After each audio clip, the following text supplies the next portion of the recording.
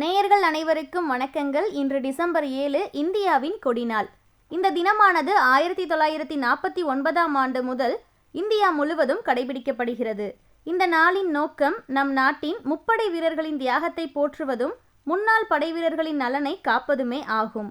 இந்த தினத்தில் இந்திய அரசும் இந்திய மாநில அரசும் முப்படைகளின் கொடிகளை மக்களிடம் கொடி விற்பனைகள் மூலமாகவும் நன்கொடைகள் மூலமாகவும் நிதியை திரட்டி முப்படை வீரர்களின் நல்வாழ்வுக்காகவும் நாட்டின் பாதுகாப்பு பணியில் ஈடுபடும் போது உடல் உறுப்புகளை இழந்த வீரர்களின் மறுவாழ்வுக்காகவும் பயன்படுத்தப்படுகிறது. இந்த தினத்திற்கான நம் நாட்டின் பிரதமர், நம் நாட்டின் முதலமைச்சர், நம் நாட்டின் ஆளுநர் ஆகிய 3 பேரின் ட்விட்டர் பதிவை இப்போது கேட்கலாம். கொடிநாள் என்பது நமது படை வீரர்கள் மற்றும் அவர்களது குடும்பங்களுக்கு நன்றி தெரிவிக்கும் நாள்.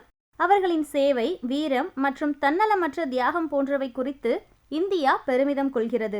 நமது படைகளின் நலனுக்காக பங்களிப்பு செய்யுங்கள். இந்த உதவி துணிச்சலான வீரர்கள் மற்றும் அவர்களது குடும்பங்களில் பலருக்கும் உதவியாக இருக்கும் என பிரதமர் மோடி ட்விட்டர் பக்கத்தில் தெரிவித்துள்ளார். பெற்ற சுதந்திரத்தை பேணிக்காக்கும் தன்னலம் கருதாத அந்த தியாக வீரர்களுக்கான கொடிநாள் நிதிக்கு தொகை அளிப்பதில் தமிழ்நாடு எப்போதும் தனி இடத்தை பெற்று வருகிறது. எனவே இவ்வாண்டும் பெரும் அளவில் நிதி வழங்கி முன்னாள் படை வீரர்களுக்கும் அவர் தம் குடும்பத்தினருக்கும் நம் வணக்கத்தையும் நன்றியையும் காணிக்கையாக ஆக்குவோம் என்று நம் தமிழ்நாட்டின் முதல்வர் மு.க.ஸ்டாலின் அவர்கள் ட்விட்டர் பக்கத்தில் தெரிவித்துள்ளார். தேசத்தின் பாதுகாப்பு மற்றும் ஒருமைப்பாட்டின் அடையாளமாக முப்படை வீரர்கள் திகழ்கிறார்கள். முப்படை வீரர்களுடைய குன்றாத விசுவாசமும் கடமையில் காட்டும் உண்மையான அர்ப்பணிப்பும் இந்தியாவை வலிமையுள்ள தேசமாக மாற்றியுள்ளது. வெளிநாட்டின் ஆக்கிரமிப்பு, உள்நாட்டு கலவரங்கள், இயற்கையின் சீற்றம் போன்றவற்றினை தீரமுடன் எதிர்கொண்டு தேசத்தின் நலன்களை பாதுகாப்பதில் வீரர்கள் பற்றிய தியாகம் மக்களின் பாராட்டுகளை பெற்றுள்ளது. அவர்களுடைய இளமை காலத்தையும் வாழ்க்கையில் சிறந்த காலத்தையும் நாட்டிற்காகவே அர்ப்பணித்து சேவையாற்றி இராணுவத்தில் இருந்து விடைபெறும்போது நம்முடைய நன்றியை அவர்களுக்கு காணிக்கையாக்க வேண்டியது அவசியமாகும்.